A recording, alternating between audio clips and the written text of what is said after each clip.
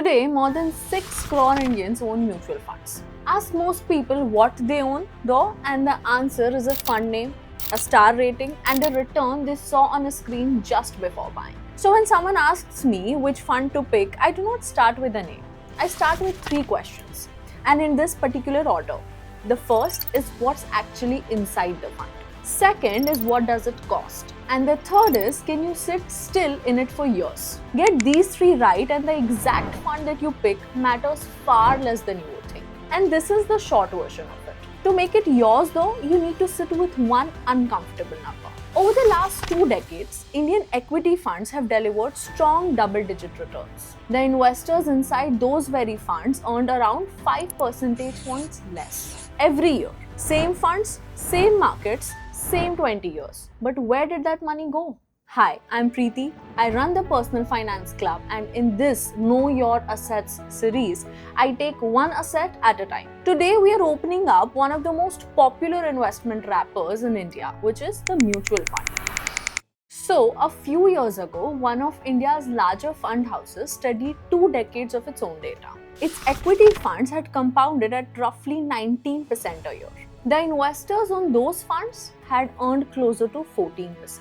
5 percentage points in 1 year does not sound dramatic until you compound it.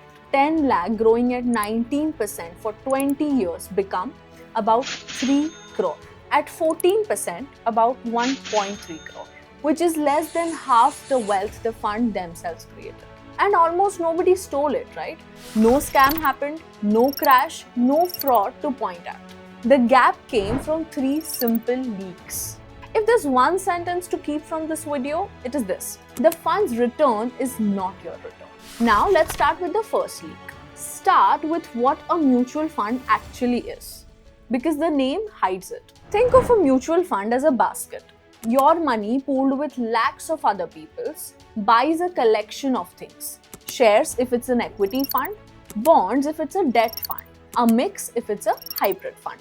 Which means you don't really buy a mutual fund. You buy whatever is inside it. And the basket behaves like its contents, not like its label. Here is where the first leak begins, right? So most of us choose the basket by sorting one number, which is last year's return. Highest first. Feels logical to all of us, right? Except a fund usually tops that list because the stocks inside it just had a great run, which often means they've already become expensive. Buying last year's winner often means buying after most of the run has already happened. And the data on this is also very consistent. Of the best performing equity funds in any given year, most don't stay near the top over the following few years. Study after study in India and in abroad finds the same rotation. A fund's past return is like a photograph. You're investing in what happens after the photo was taken. The fix is boring. Decide the category first, how much belongs in equity and how much in debt, based on when you will need the money. Only then compare the funds and on more than 1 year's chart. Now let's start with the second leak. Now every fund charges an expense ratio, a percentage of your money deducted every year, whether the fund performs or not.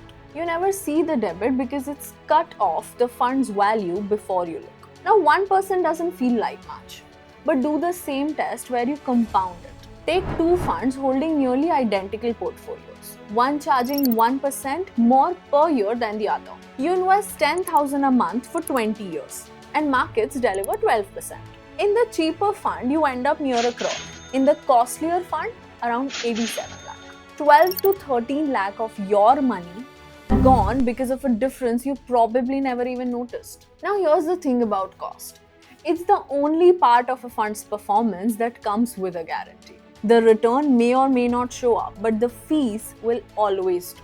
It's also why index funds have grown so fast in India, right? For plain large cap exposure, they hold roughly the market at a fraction of the cost. And there is one more cost, buried inside what are called as regular plans. A commission most investors don't know that they are paying. Now this one is big enough to deserve its own video. And it's the very next one that I'll be covering.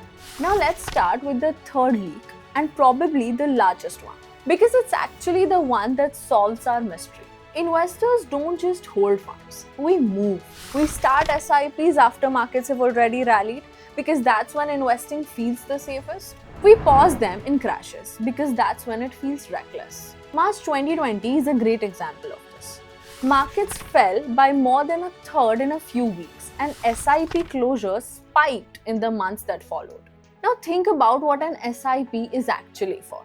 It exists to quietly buy more units when prices fall. Pausing it in a crash defeats the entire design because the discount only helps if you show up to collect it. This is why the fund's return and your return ends up as two different numbers. The fund stays fully invested through the whole ride. We slip in and out, mostly at the wrong moments. So now let's get back to the three questions that I started with, but now with the why. What's inside?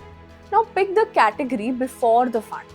Equity for faraway goals, debt for goals that are much closer, and judge any fund on more than last year's performance. Second, what does it cost? Prefer low expense ratios because cost is the guaranteed part of the equation.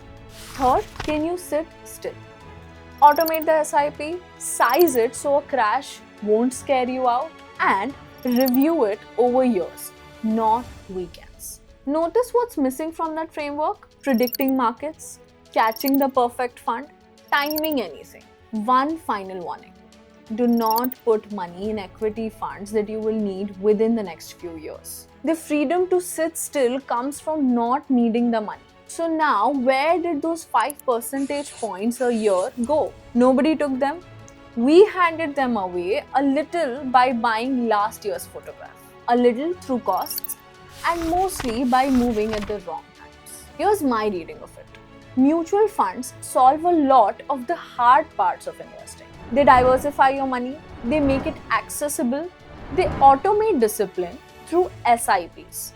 But they cannot stop us from chasing returns, panicking in crashes, or changing plans halfway through. The structure works, but it's the hands holding it that shake. Next video, we'll look at something even stranger. Two versions of the exact same mutual fund, same manager, same portfolio, but different prices. And most of India owns the expensive one. Until then, if you want to work through those 3 questions for your finances, that's exactly what we do in the Personal Finance Club. The link is in the bio.